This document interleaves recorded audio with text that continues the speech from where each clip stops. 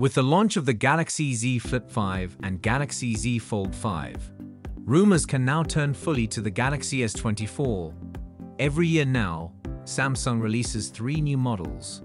But next year we will be expecting the Galaxy S24, S24 Plus, and S24 Ultra.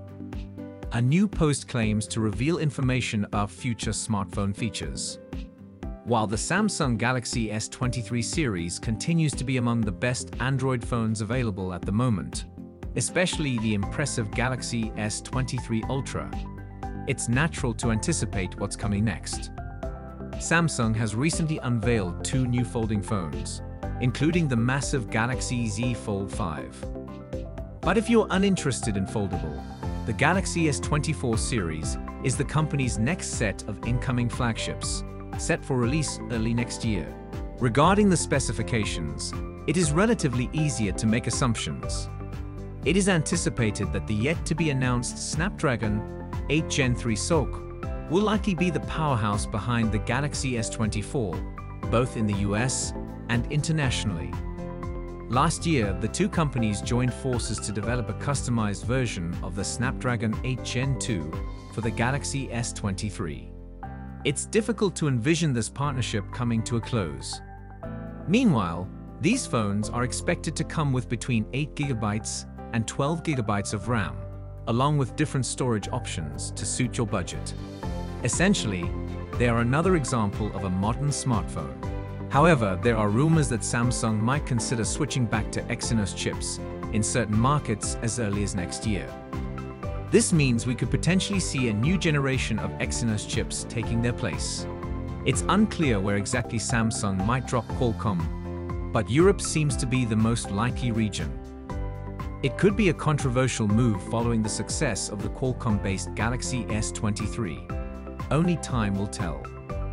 The Galaxy S24, on the other hand, will be launched with either One UI 6 or even One UI 6.1. It will come with a range of new features that build upon Android 14. With enhanced quick settings and an improved default font, this represents a significant advancement for Samsung. The Galaxy S23 Ultra packed a hopping 200-megapixel primary camera, but we wouldn't be surprised to see things get even more extreme this year. With the move to 1-inch sensors becoming commonplace throughout Europe and China, don't be surprised if Samsung steps up to compete, thereby bringing larger sensors to the US in the process.